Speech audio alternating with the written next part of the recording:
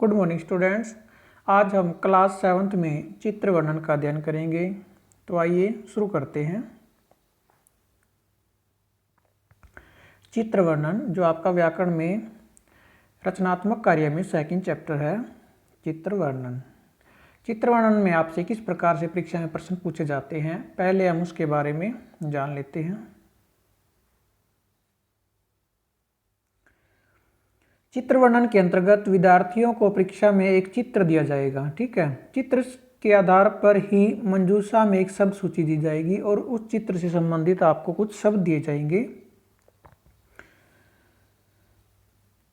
चित्र को ध्यानपूर्वक देखकर तथा मंजूषा में दी गई चित्र से संबंधित शब्द सूची के आधार पर विद्यार्थियों को संस्कृत में 5 वाक्य बनाने होंगे। यानी कि चित्र व मंजूषा की सहायता से आपको मंजूषा यानी कि जो आपको शब्द दिए जाएंगे उनकी सहायता से आपको 5 वाक्यों का निर्माण करना होगा।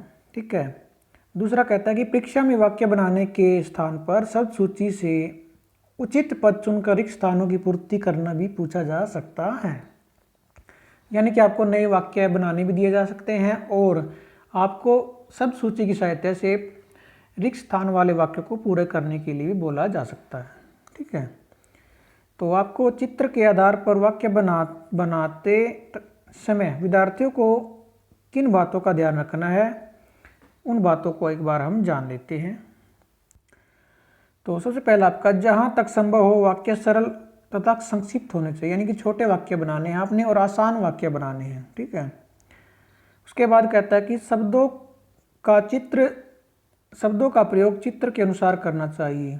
यानी कि चित्र में जो भी कार्य है आपको दिखाई देगा, जो भी काम चित्र में हो रहा है उसी के अनुसार आपने वाक्य बनाने हैं। ठीक है। आगे कहता है कि मंजूषा में दिए गए शब्दों के बिना भी वाक्य बनाया जा सकता है। यदि आपको मंजूषा में शब्द ना दे उसके बिना भी आप वाक्य बना सकते हैं, परंतु जहाँ तक संभव हो मंजूषा में दिए गए शब्दों की सहायता से ही वाक्य बनाएं। ठीक है। मंजूषा विद्यार्थियों की सहायता के लिए ही होती है। आप मंजूषा में दिए गए शब्दों का प्रयोग कर भी सकते हैं और अपनी तरफ से भी आप शब्दों का प्रयोग करके वाक्य बना सकते हैं। ठीक है। आगे कहता है कि वाक्य निर्माण करते समय लिंग, वचन, पुरुष और उपपद विभक्तियों का विशेष ध्यान रखना चाहिए। जैसे कि आपने संस्कृत अनुवाद में लिंग, वचन, पुरुष एवं उपपद विभक्तियां का अध्ययन किया था, तो उन सब का आपने वाक्य निर्माण करते समय ध्यान रखना होगा। ठीक है। तो इन 4 बातों का आपने ध्यान रखना है चित्र निर्माण में, चित्र वर्णन में। तो जिस प्रकार आपको यहाँ पर चित्र दिया गया है तो इसी प्रकार आपको परीक्षा में मिलेगा। आपको हेडिंग मिलेगी चित्रम दृष्ट्वा शब्द सूची सहायता संस्कृतेन पंचवाक्यानि रचयत। यानी कि चित्र को देखकर शब्द सूची की सहायता से संस्कृत में 5 वाक्य बनाइए। तो आपकी मंजूषा में दिए गए हैं हंसौ 2 हंस, काष्ठदंडम लकड़ी का डंडा, कच्छपः कछुआ ये वाला, मुखेन मुख से, उड्डीयते उड़ते हैं उड़ता है, और धृत्वा पकड़कर, जनाः लोग, सरोवर है सरोवर, हंसाभ्याम 2 हंसों के द्वारा, गृह्णाति ग्रहण करता है। ठीक है, या पकड़ता है। तो यहाँ पर आपको इस चित्र दिया गया, इसमें क्या है, जो 2 है ये हंस हैं, एक लकड़ी के डंडे की सहायता से खरगोश को ले जा रहे हैं और जो है लोग हैं, जो गांव के लोग हैं उनको देख रहे हैं। ठीक है। तो इससे संबंधित आपने 5 वाक्य बनाने हैं, जैसा कि इन्होंने यहाँ पर इस चित्र का हल करके दिया हुआ है, लेकिन आपको वहाँ पर अपनी तरफ से वाक्य बनाने हैं। अभी आप इन जो 5 वाक्य इन्होंने दिए गए हैं इनके बारे में जान लेते हैं। क्या क्या वाक्य इन्होंने बनाए हैं इन्हीं को आपने इसमें याद करना है, या अपनी तरफ से आप वाक्य बनाकर भी लिख सकते हैं। ठीक है। तो इसमें पहला वाक्य बनाया गया अस्मिन् चित्रे हंसौ एकम काष्ठदंडम सौ चंचुभ्याम धृत्वा कच्छपम नयत। तो इसमें कहा कि अस्मिन् चित्रे, इस चित्र में, हंसौ 2 हंस, एकम काष्ठदंडम एक लकड़ी के टुकड़े को या डंडे को, सौ चंचुभ्याम अपनी चोंचों से, धृत्वा पकड़कर, कच्छपम नियत कछुए को ले जा रहे हैं। ठीक है। इस चित्र में दो हंस एक लकड़ी के डंडे को अपनी चोंच से पकड़कर अपनी चोंचों से पकड़कर कछुए को ले जा रहे हैं। ठीक है। दूसरा है आपका कच्छपः काष्ठदंडम मुखेन गृह्णाति। कछुआ काष्ठदंडम लकड़ी के डंडे को मुख से गृह्णाति पकड़े हुए है। ठीक है। कछुआ लकड़ी के डंडे को मुंह से पकड़े हुए है। तीसरा आपका हंसाभ्याम सह कच्छपः अपि उड्डीयते। हंसों के साथ कछुआ भी उड़ रहा है।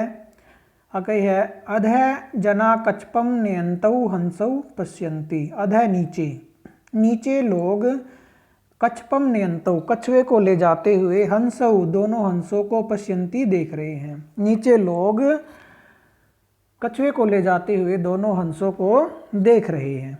और पांचवा आपका वाक्य चित्रे एक सरोवर अपि दृश्यते। चित्र में एक सरोवर भी दिखाई दे रहा है। तो इस प्रकार इन्होंने जैसे 5 वाक्य बनाए हैं इसी प्रकार आपने 5 वाक्य पेपर में बनाने हैं। ठीक है। तो अभी आपने इस चित्र वर्णन के लिए इन वाक्यों को याद कर लेना है या अपनी तरफ से आप वाक्य बना सकते हैं। तो आपने 5 वाक्य इससे संबंधित 5 वाक्यों को बनाना है। ठीक है। हमारा अगला चित्र है दूसरा चित्रं दृष्ट्वा सब सूची सहायता संस्कृतेन पंचवाक्यानि रचयत। तो इसमें आपको एक विद्यालय का चित्र दिया गया है। इसमें आप देख सकते हैं कि बच्चे क्या क्या काम कर रहे हैं, उससे संबंधित आपने 5 वाक्य बनाने हैं। ठीक है। तो यहाँ पर जैसे आपको एक विद्यालय दिखाई दे रहा है, बच्चे यहाँ पर खेल रहे हैं। और ये पुस्तकालय दिखाई दे रहा है, पुस्तकालय से बच्चे पुस्तकें ले रहे हैं। और यहाँ पर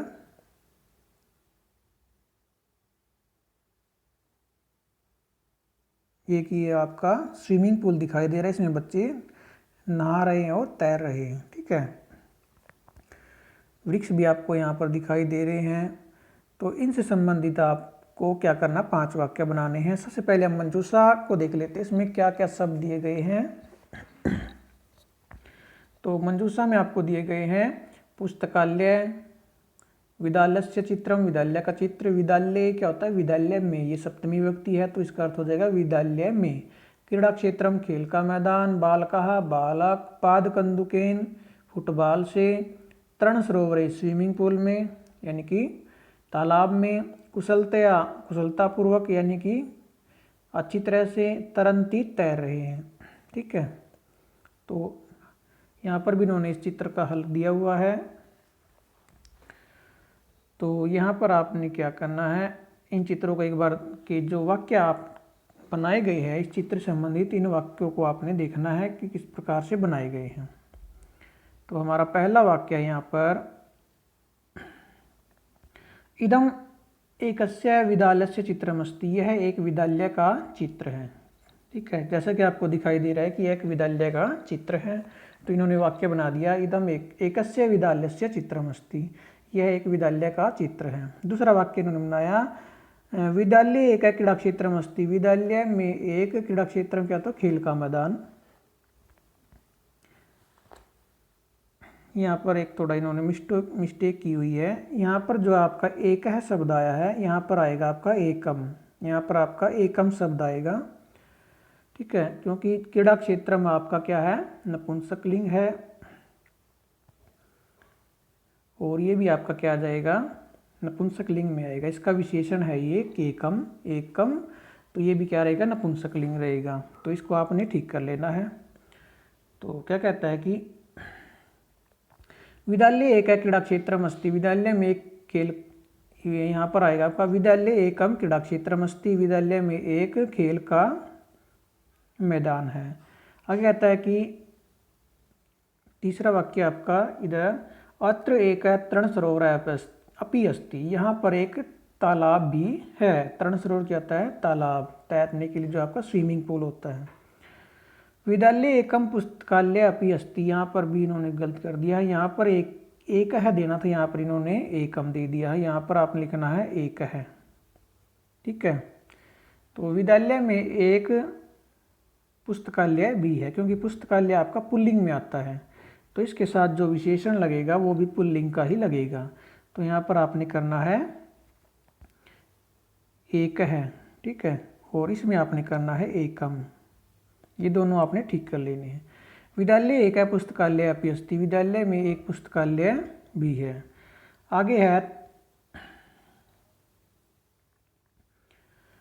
तरणसरोवरे छात्राः कुशलतया तरन्ति। तरणसरोवरे तालाब में छात्रा छात्र कुशलतया कुशलता से यानी आसानी से तरन्ति तैर रहे हैं।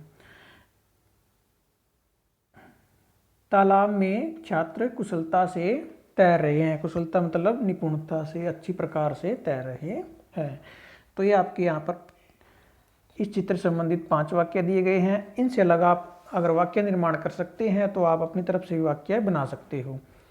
तो अभी आपने इन दोनों चित्रों के जो 5 वाक्य है इनको याद करना है, कल इनका आपका टेस्ट रहेगा, ठीक है। तो आज के लिए सिर्फ इतना ही, धन्यवाद।